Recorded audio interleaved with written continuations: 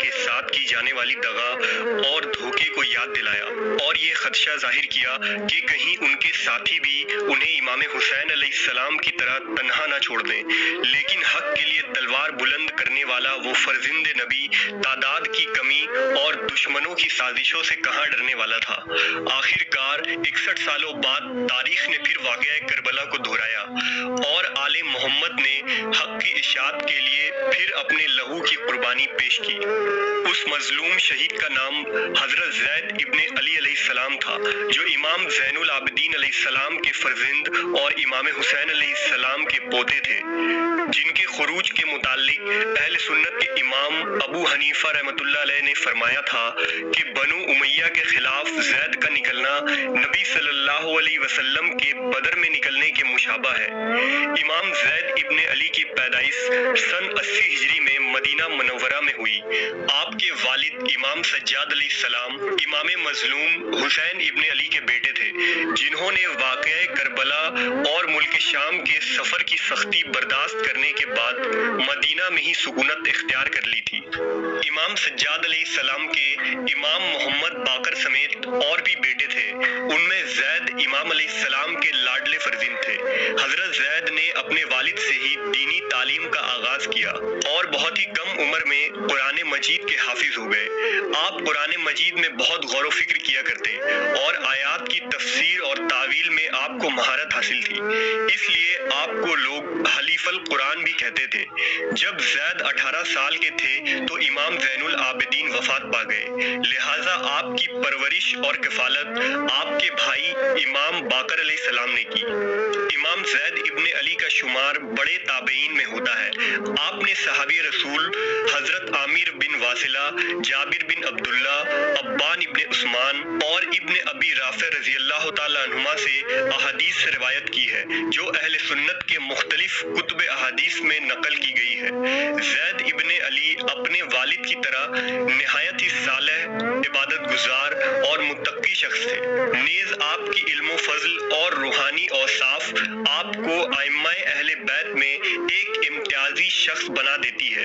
حضرت زید لوگوں کو قرآن و سنت اور اہل بیت کی پیروی کی دعوت دیا کرتے تھے، لوگوں کو امر بالمعروف و نہی عن المنکر کی اہمیت بتایا کرتے اور ظالم و جابر حکمرانوں کے خلاف جہاد کرنے کی ترغیب دیتے تھے۔ اس وقت بنو امیہ کا حاکم ہشام بن عبد الملک تھا، جو نہایت ہی ظالم، فتنہ پرست اور ایس پرست بادشاہ تھا۔ مورخین نے ہشام بن عبد الملک کے دور کو بنو امیہ کا بدترین زمانہ قرار دیا ہے۔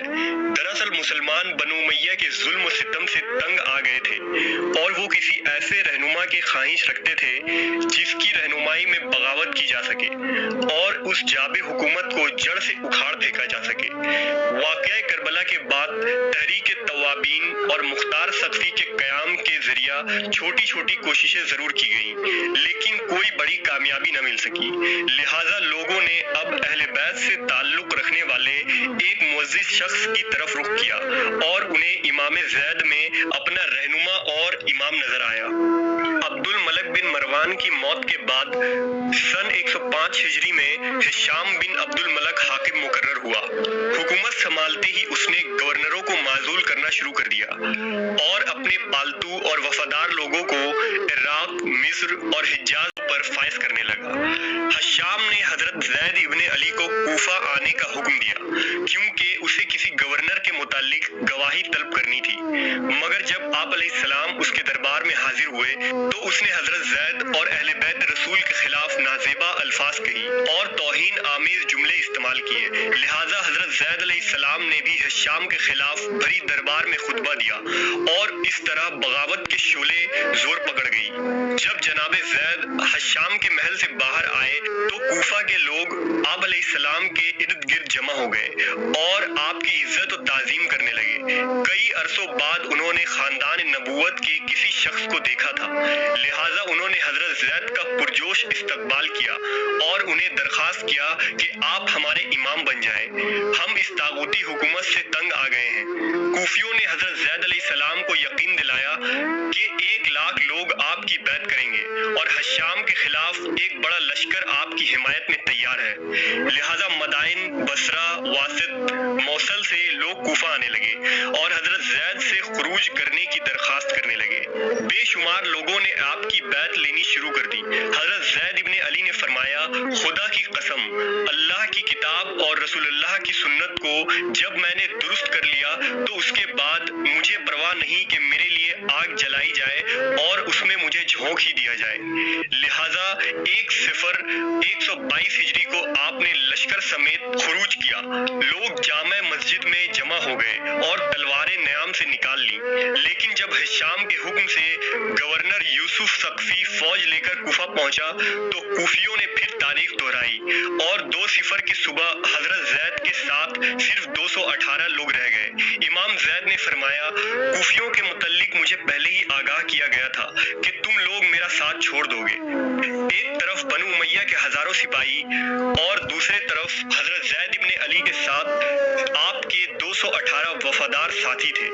इस नाबराबर जंग में पलक झपकते ही हजरत ज़ैद के साथी शहीद होने लगे और आखिरकार ज़ैद इब्ने अली को पेशानी पर तीर मारी गई। आप अलैहिस्सलाम भी शहीद हो गए। बनु उमैया के डर से आपके साथियों ने आपको खुफिया तौर से दफन कर दिया, मगर एक शख्स ने यूसुफ सक्फी को खबर दे दी कि आप कहाँ मदफून हैं। लिहाजा उसने आपके जिस्म मुबारक को कब्र से बाहर निकाला और सर तन से जुदा करके हश्शाम के पास भेज दिया। हश्शाम ने सर की बेहुरमती की और आपके जिस्म मुबारक को मदीना में सूली पर लटका दिया गया, जो कई सालों तक यूं ही लटकी रही।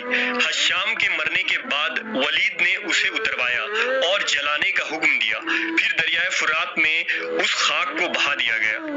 इमाम इब्ने हजर ने हजरत ज़ैद इब्ने अली की शहादत के मुताल्लिक लिखा कि हजरत जरीर बिन हाजिम ने रसूलुल्लाह सल्लल्लाहु अलैहि वसल्लम को ख्वाब में देखा। ज़ैद की शहादत के बाद आप सल्लल्लाहु अलैहि वसल्लम हजरत ज़ैद के जिस्म से पश्त मुबारक लगाए फरमा रहे हैं, ऐ लोगों, मेरे फर्जिंद के साथ ये